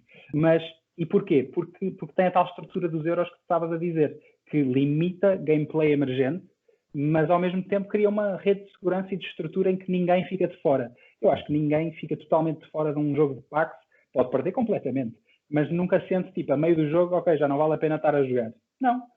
Gera sempre caos, nem que seja caos para o jogo. Exatamente. Mas falando disso, não sei se concordo totalmente contigo, porque eu acho que mesmo os Eurogames têm gameplay emergente. Sim. Depende dos Eurogames. Depois há uns que são mais sandbox que outros e que te permitem realmente fazer mais coisas e não te ditam tanto aquilo que tu tens que fazer no jogo. Embora existe uma definição, eu não costumo usar muito esta definição porque é um bocado abstrata, que é do David Parley, que refere o que é a diferença entre estes novos jogos. Ele dedica-se muito pouco àquilo que nós chamamos de jogos de tabuleiro modernos, embora seja um conceito difícil de demonstrar. Ele usa os clássicos, apesar de ele ser um vencedor do primeiro Spiel des Jahres, que é uma coisa curiosa também. Ele fala muito dos jogos mais tradicionais, dos jogos históricos, e ele diz que nestes novos jogos a grande diferença é que o centro do jogo deixou de ser o tabuleiro e passou a ser os jogadores. Essa é a grande mudança nestes jogos ditos modernos, onde os Eurogames também estão presentes. Porque, no fundo, mesmo que tu não tenhas muita interatividade, o resultado do jogo vai depender sempre muito das opções que tu tomas do jogo. E opções que são conscientes, que não são ditadas pela aleatoriedade, ou pela uma aleatoriedade sobre a qual tu não tens qualquer influência. Compreendo quando dizes que, realmente, nestes jogos de simulação, o peso da interação dos jogadores é muito mais relevante para o resultado do jogo. O jogo não acaba passado 5 turnos, como acontece muito nos Eurogames, tem X turnos para acabar, ou costuma ser muito assim, e depois é ver quem é que fez melhor. Mas depois, lá está, também há tantos Eurogames diferentes, e há alguns que se aproximam mais disto, que podem todos ter o tal gameplay emergente. E eu diria que todos têm um bocadinho. Podem ter depois mais ou menos, independentemente do jogo. Não, eu concordo com isso. Eu penso que concordo com isso. É curioso estar a falar da tal coisa dos turnos, porque isso também é uma parte importante da simulação, que é não existir um final fixo para o jogo, em que tu no 18:30 tens a tal coisa de quando acabar o dinheiro e quando é que acaba o dinheiro. Depende de como é que os jogadores se estão a portar no jogo. Se estão todos a ser agressivos e a forçar a saída de comboios e a receber muito dinheiro por turno, então o jogo vai acabar rápido. Mas se estão a jogar pelo seguro, então o dinheiro sai muito mais lento, o jogo demora muito mais tempo. A mesma coisa com os packs, em que aquilo tem um mercado de cartas que se vai arrastando para a esquerda à medida que elas são compradas e depende do número de cartas que são compradas por turno, é que saem as tais cartas de Comet que decidem quando é que é possível acabar o jogo. Portanto, realmente eles não têm de todo um final. O jogo não te dita quando é que é o final do jogo, que é uma coisa interessante. Mas sim, mas não discordo totalmente com o que estás a dizer. Sim, o que depois acaba por tornar esses jogos com uma duração imprevisível e por vezes muito longa. Que é uma das características dos Eurogames, é ter uma... Quase todos, isto também não é assim tão absoluto quanto isso. É ter uma duração pré-definida. Ou seja, nós sabemos mais ou menos quanto tempo é que o jogo vai demorar. Embora todas as caixas sejam mentirosas na duração dos jogos que lá estão, não é? Aquilo nunca é exatamente aquilo. Não é? Tipo, os 35 minutos por jogador. Sim. Depende do jogador, não é? Exato. Depois de toda esta conversa, há aqui uma coisa que parece que salta um pouco à vista. E se calhar é um pouco também o teu percurso. Tu vens de uma introdução aos jogos muito pela narrativa, vais entrando nas mecânicas, não é? Os jogos fascinam pelas mecânicas. Depois outra vez também na parte narrativa através dos jogos de grande simulação. Completamente. Isto podia não ser previsível, mas é uma coisa, eu acho que é curioso. Este percurso, não é? É uma coisa que faz sentido, é daquelas coisas que faz sentido depois de acontecer. Depois de acontecer é tipo, claro, faz todo o sentido, mas eu nunca teria dito que seria isso, que seria esse o caminho. Hoje de manhã, por acaso, estava a pensar nisso, estava a pensar como é que estas coisas se aproximam à narrativa, como é que estes jogos com mais regras, porque se tu tiveres um jogo estruturado e que vai acrescentando regras, às tantas começa a ser pouco narrativo pela medida em que te está a impor o que quer. Quebrar o círculo mágico. Ou seja, é tanta regra que quebra o fluxo de jogo, não é? Isto pode acontecer. Completamente. Depois desligas claramente o sítio abstrato onde estava a acontecer a magia, não é? Quebra, acabou. Claro. E honestamente, falando em termos simples, é a mesma coisa com os pactos. Eu não acho que os pactos sejam narrativos até as regras estarem interiorizadas. Até lá, tu estás só a pensar, tipo, ok, esta regra, não, sim, como é que eu utilizo esta regra em meu favor? E depois, à medida que isso começa a ficar interiorizado, tu começas a deixar de ver regras e começas a perceber. Há uma regra curiosa que normalmente as pessoas apontam quando estão a jogar, que é aquilo tem 5 tipos de guerra. 5 tipos de guerra. Bem, 3 tipos de guerra. E é uma guerra santa, uma guerra interna da aristocracia e depois uma guerra do povo, a revoltar-se contra a aristocracia. A guerra santa é a única onde é preciso tu matares pessoas. É preciso que morra alguém para tu conseguires ter uma guerra santa. O que faz todo o sentido. Que é, se tu podes ter um golpe de Estado sem sangue, podes ter uma revolução popular sem sangue, uma guerra santa sem sangue é uma coisa estranha. E então, quando tu começas a interiorizar toda essa parte temática, começas a deixar de pensar, não, quando eu faço guerra santa preciso matar uma pessoa no mapa. Não, é só, os infiéis estão a atacar e nós precisamos de matar estes infiéis para que o Estado muçulmano não sei o que, blá, blá, blá. E é aí que ressurge outra vez toda a narrativa, que é, eu não sei se tu conheces um jogo que se chama Campaign for Northern Africa. Sim. Pronto, que é quase um meme dos jogos, que é um jogo que demora 10.000 horas, são dossiês de folhas onde tu preenches a logística de fazer uma guerra. Quando eu estava a falar do nível de umidade e o vento com a direção, era nisso que eu estava a pensar. Exatamente isso.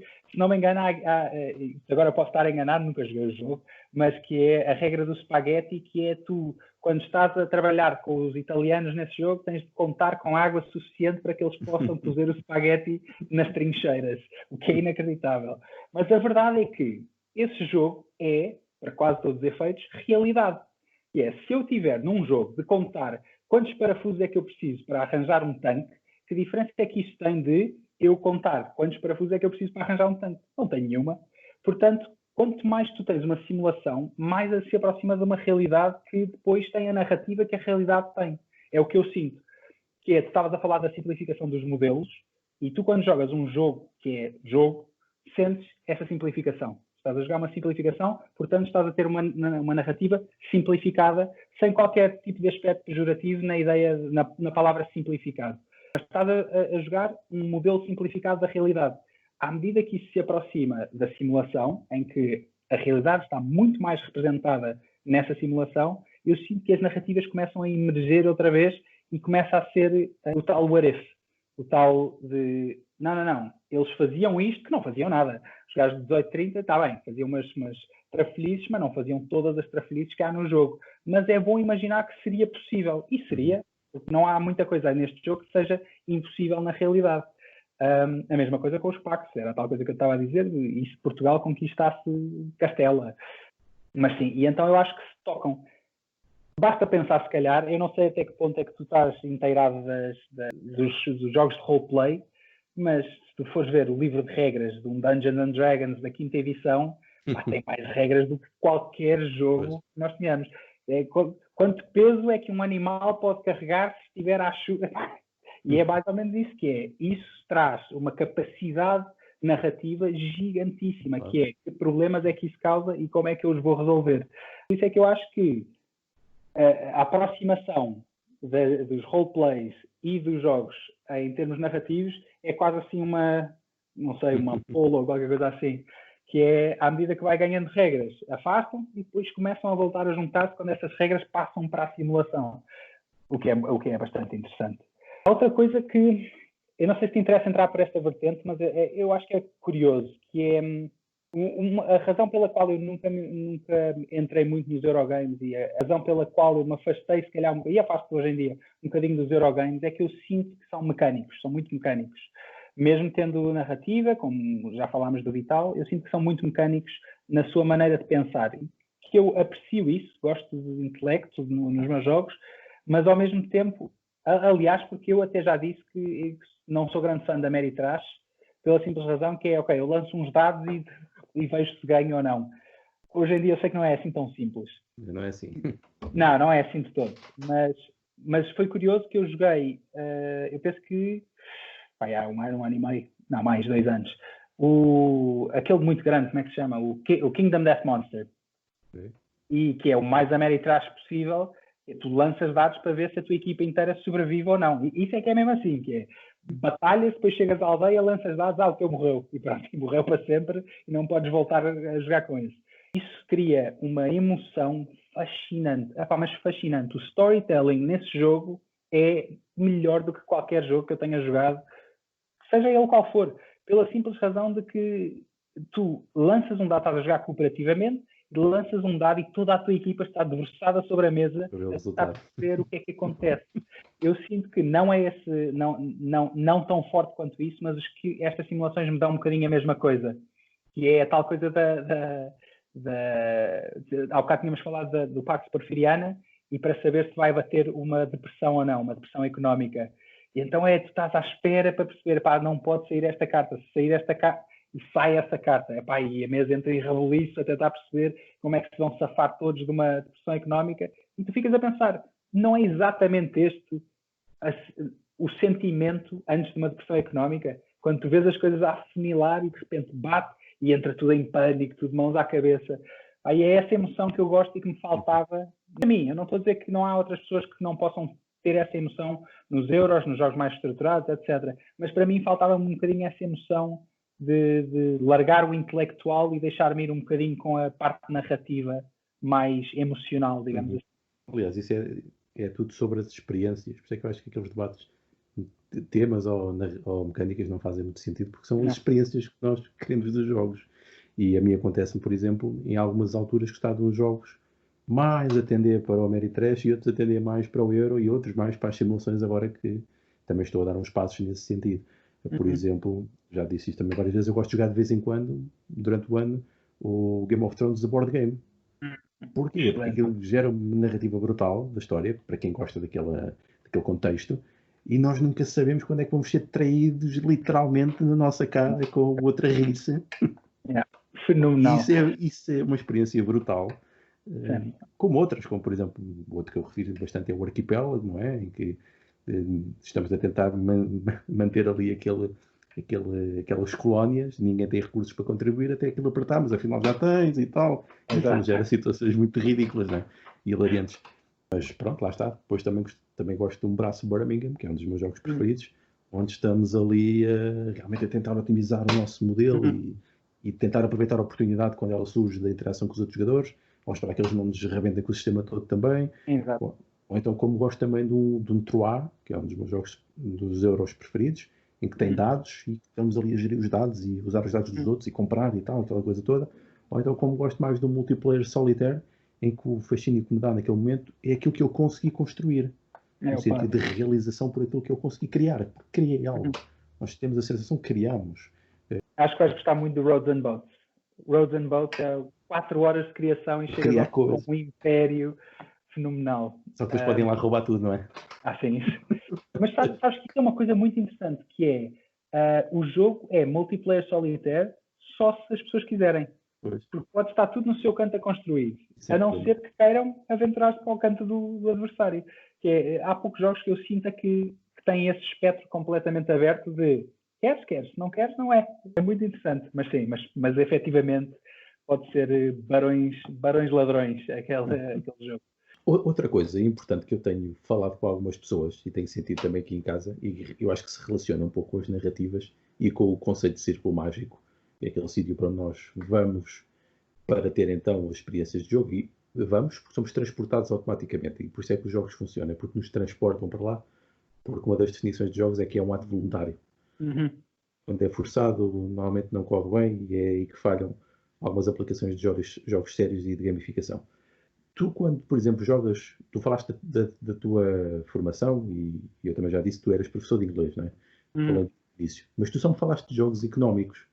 Ou seja, tu tens assim tanto interesse por economia na vida real? Eu tenho zero interesse por economia na vida real. Eu fujo da economia, basicamente. Que é... nunca tive jeito para números, nunca tive jeito para matemáticas, nem para nada que fosse estrutura algebraica, digamos assim. E ainda hoje em dia, eu não consigo perceber como é que a Bolsa funciona, eu não consigo, nem tenho interesse, não quero saber, não me falem disso. Mas, quando chega a altura de jogar, só me falem disso, se faz favor. Eu não quero saber dos outros, o resto não me interessa. Por exemplo, há tantos jogos sobre língua, sobre linguagem, sobre exposição de linguística, sobre cinema, sobre criatividade, etc. Não quero jogos criativos, não quero jogos... Eu lembrei-me há bocado, porque estamos a falar de jogos narrativos, acho que é quase imperativo de falar do Arabian Nights, em que Tales of the Arabian Nights. Exato. Que é basicamente só um jogo narrativo. Tu crias uma narrativa, junta com... Não quero isso, não me venham com esses jogos, não quero. Só quero jogos puramente económicos, puramente políticos, que são coisas que eu me afasto completamente. E sinto que há outras pessoas que... Eu não sei se isto é uma coisa muito comum, cada um de nós só tem a sua própria experiência, mas a minha namorada, por exemplo, também é a mesma coisa, também se afasta completamente de todas as coisas que... Ou ao contrário, as coisas que ela não gosta na vida real, nos jogos procuras completamente. Eu estou quase tentado a usar a palavra escapismo, mas eu não sei até que ponto é que é escapismo. Claro que é, só que normalmente no escapismo nós escapamos para não falar disso. E aqui é simplesmente queremos falar disso noutro contexto.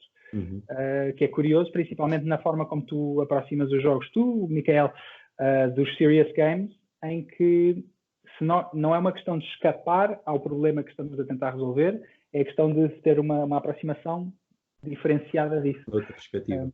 Sim. Aliás, é um das experiências, por acaso acho que foi um dos vídeos que eu partilhei, de experiências que os jogos criam, uma delas é o desligar. E é o desligar no sentido de desligar a nossa realidade para ligar noutra. Sim. Isso é uma coisa que nós podemos procurar nos jogos.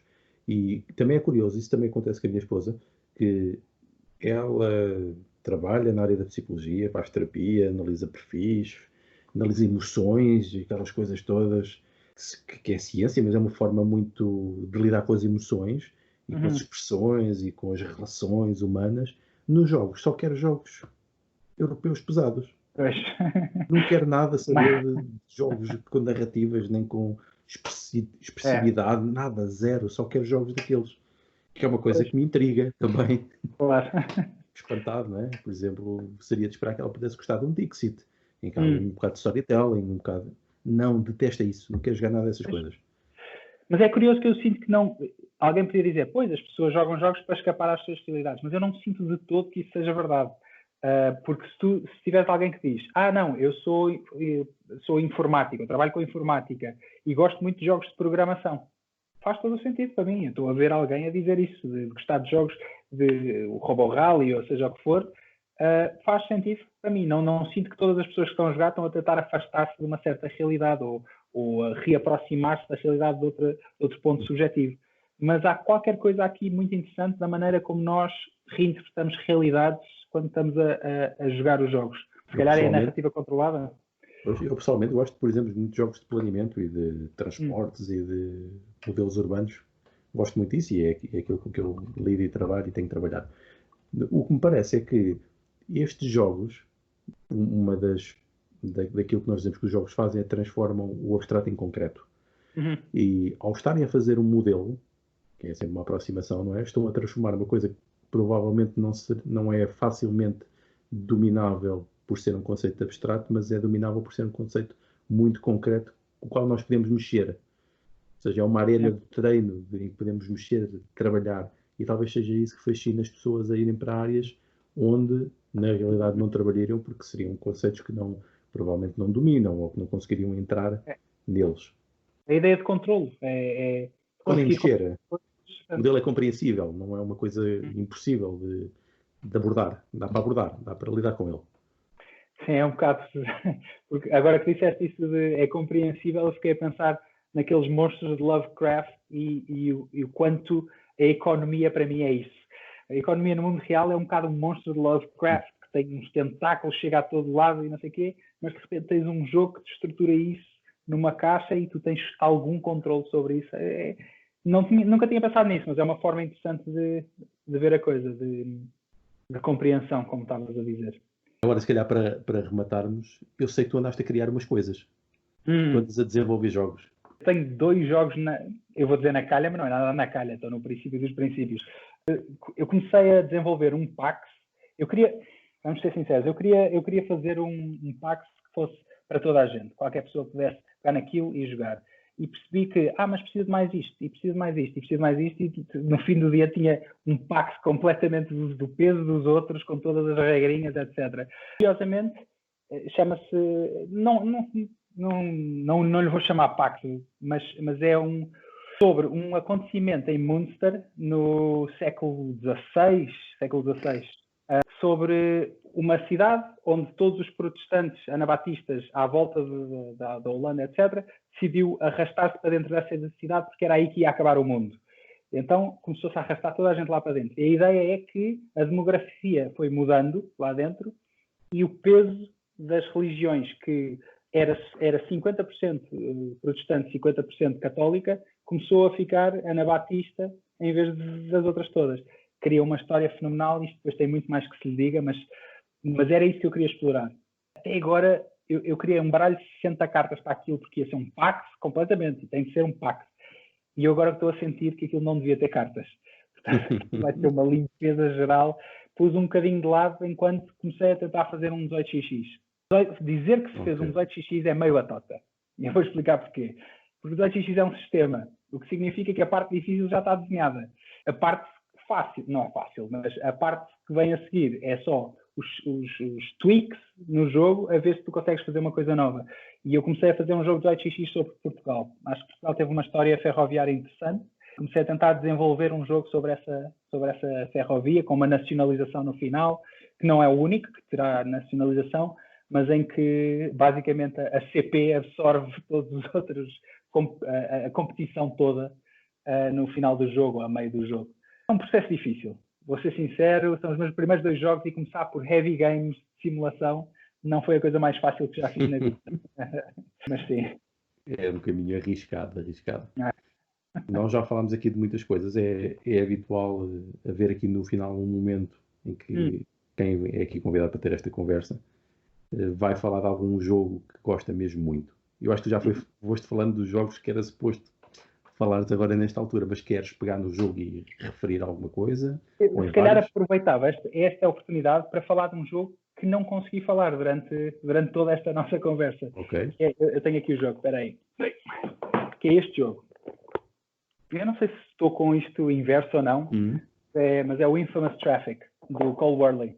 Isto é o primeiro jogo dele, se não me engano, o senhor do Root e do Pax Pamir fez este jogo chamado An Infamous Traffic sobre a venda de ópio na China. Os ingleses a venderem ópio à China.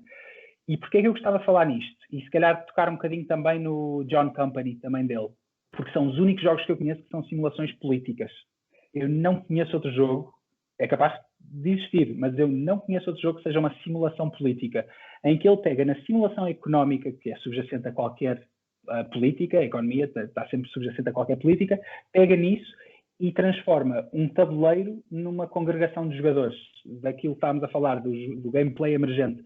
Neste jogo, é impossível tu ganhares sem a ajuda dos outros, mas o jogo não tem nada de cooperativo. Ganha quem tiver mais pontos e ponto final. A nenhum momento ele te diz, e os jogadores têm de cooperar para fazer isto. Não, nada. É tu estás a jogar e às tantas percebes. Eu tenho de fazer alianças, eu tenho de me aliar a alguém, porque senão não consigo. E então alias-te. E o outro gajo ao lado percebe. Eles aliaram-se. Eu acho que é melhor eu aliar-me também. E começas a criar partidos políticos, basicamente, em que cada um tem a sua ideologia de não, nós não introduzimos tanto ópio na China, o que nós queremos fazer é pôr lá missionários para abrir um bocadinho os portos. É absolutamente fenomenal. Ele pega nisto, nesta ideia, nesta dinâmica, e a seguir desenvolve por acaso não sei se é antes ou se é depois, o John Company, que é a gestão desta companhia. A companhia que pôs lá os barcos, etc. A gestão dessa companhia. Tu fazes parte das famílias, cada jogador faz parte de uma das famílias que compunham os acionistas da companhia. E tu estás só a tentar criar amizades políticas para subir no poder dessa companhia. Tirar o dinheiro dela e depois ir dar uma volta. Retirar-te para as Bahamas ou qualquer coisa assim. Acho fenomenal. Primeiro que tudo, eu acho fenomenal todos os jogos que ele tudo em que ele toca é ouro, basicamente. Eu tinhas falado do blog, em que eu faço algumas reviews de jogos. A próxima que eu estou a tentar há muito tempo escrever é sobre ele, é sobre todos os jogos que ele fez. E o que eu acho fenomenal é isso, que é, ele percebeu que todo o jogo é um jogo político. Todo ele. E agora é só retirar disso essas alianças temporárias. Perceber como é que se exponenciam essas alianças temporárias. É absolutamente fenomenal. E quem gosta de Pax, quem gosta tem muito de sorte, digamos assim. O Infamous Traffic não tanto, mas o John Company tem muita coisa que para resolver atiras um dado para simbolizar o caos do mundo, digamos assim. Uhum. São jogos absolutamente fenomenais em que eu sinto que se não houvesse tabuleiros estaríamos quase a jogar o mesmo jogo. São as tais narrativas que estavas a dizer. Eu sinto que é um roleplay de políticos, digamos assim. São fenomenais e aconselho vivamente a quem quiser experimentar uma coisa completamente diferente, é o Infamous Traffic, sem dúvida. Demora quanto tempo a jogar uma coisa dessas? 1h30, 2. E fantástico. É fenomenal, é fenomenal. Já agora, não te assustes com o primeiro jogo, porque aquilo que falámos do Pax Porfiriana é isso, mas okay. Exponencial. Só que à medida que vais enquadrando, começas a perceber, está bem, estou a perceber como é que é suposto eu manusear isto. Mas vale a pena, mesmo, eu acho que vais gostar da experiência, mesmo que não gostes do jogo. É mesmo out there. Não consigo pensar num único jogo que se aproxime deste em termos do que está a tentar fazer. Vale a pena experimentar. Estou a achar muito interessante. Por menos, quando estavas a falar, estava-me a lembrar coisas que eu sentia jogar Imperial. Não sei se jogaste alguma vez Imperial. Já joguei. Olha, que é curioso, é a versão não euro do Imperial. Não que o Imperial seja um euro. Eu diria que é MacGuard. De qualquer maneira, no fim do dia é MacGuard. Mas tem muito aquela interação política de alianças temporárias, etc. E de sacanagem eu estou aqui, vamos lá vender isto tudo e fazer uma guerra só para gastar recursos. Por falar em sacanagem, pá, tu podes, por exemplo, pôr isto imagina que queres vender o teu ópio a 3 de dinheiro, digamos assim. Há outro gajo que pode vir por baixo e dizer, eu vendo a 2. E pronto, e aquilo vai baixando. É como um food chain, etc. Baixas o preço, os chineses compram a ti, não é ao outro.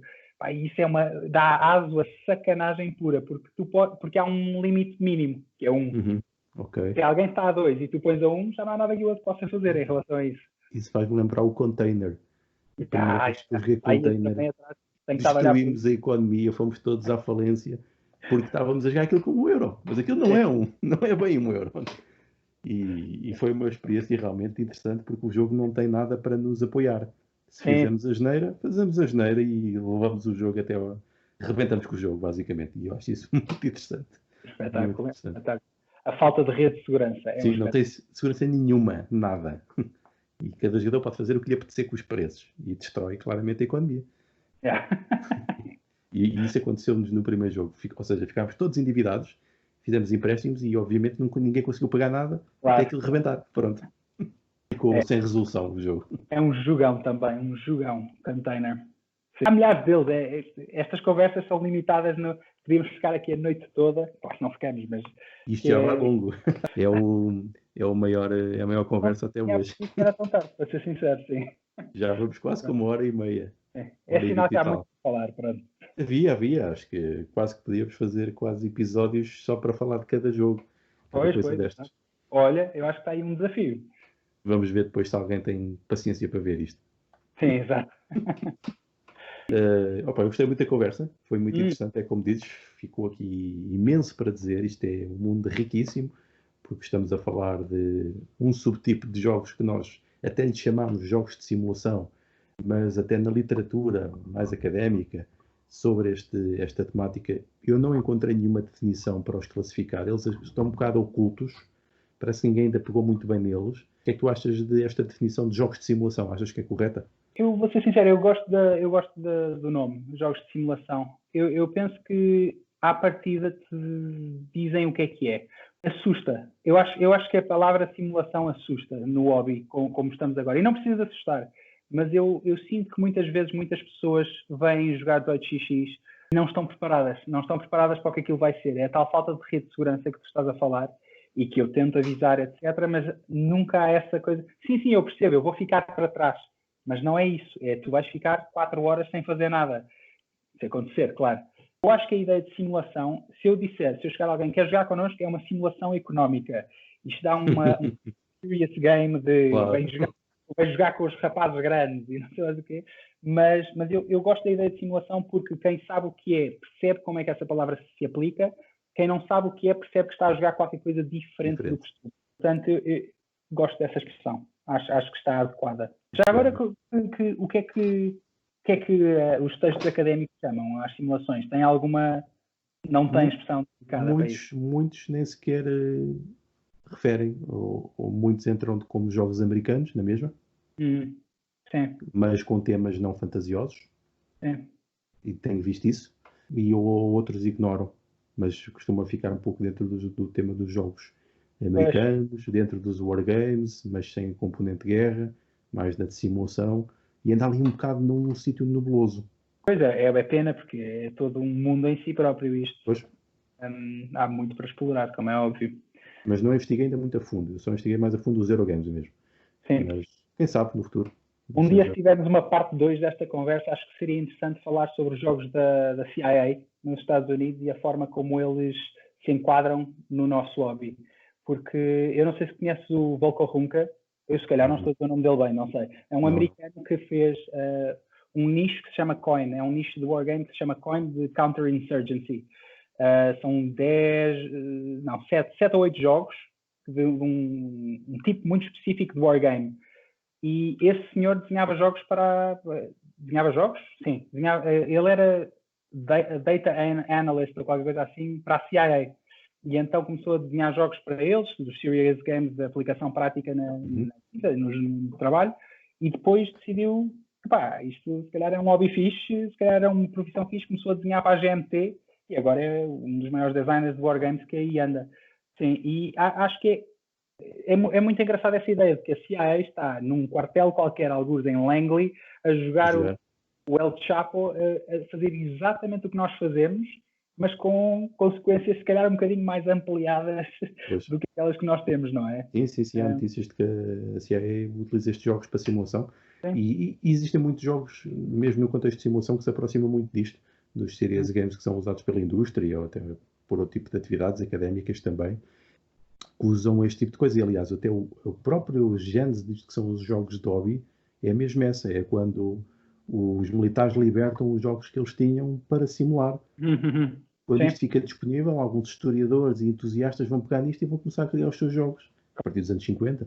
É uma coisa muito, muito interessante. Aliás, nós sabemos que a Prússia foi uma potência militar no século XIX porque dominava o Kierkespiel, que foi o primeiro wargame de todos, neste contexto de jogos com estes elementos que nós conhecemos hoje, como as unidades móveis, que andam no terreno, aquela coisa toda.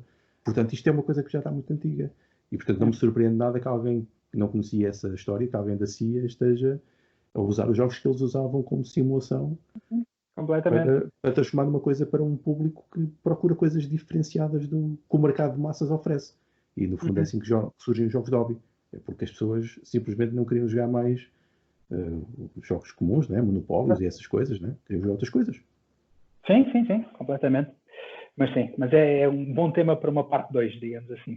Porque quem sabe essa parte 2 aconteça. Olha, quem sabe aconteça num blog meu um dia destes. O que é que achas? Pode ser. É? Pode Pronto, ser. fica para mim a segunda parte. Pode ser. Passamos isso para outro formato. Para não monopolizar, porque ninguém gosta disso. Claro. No hobby. Digo eu. Também é esta coisa do politicamente correto, não podemos dizer que e tal, todos os jogos são bons e não. Não, definitivamente não. Claro que não. Claro que não. Ok, pronto, espero que tenhas gostado. Eu gostei bastante, sim. E vemo-nos por aí, no hobby, na rede, na comunidade, que agora está tudo muito online, mas espero que possamos depois fazer encontros físicos e jogar estas coisas todas, estas maravilhas. A ver se jogamos um Splotter em breve, então. Isso é que era serviço. Precisa de ser corrigido. Então vá. Um Deus. abraço, Miquel. Deus.